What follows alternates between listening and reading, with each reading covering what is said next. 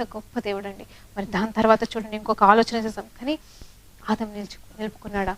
తనకిచ్చిన పదవిని, నిజమండి పదవి, ఒక రాజుగా, ఒక అధికారిగా, సంపూర్ణమైన దాని మీద అధికారిగా ఇచ్చేసాడండి దేవుడు. మరి అధికారిగా చేసినప్పుడు మరి మానవుడు ఏం చేశాడండి? పాపంలో పడిపోయి దాన్ని కోల్పోయాడు. అధికారాన్ని కోల్పోయాడా? మరి ఏం కోల్పోయాడంటే అధికారాన్ని కోల్పోలేదు, కానీ దేవుని మహిమని, దేవుని సన్నిధిని కోల్పోయాడు.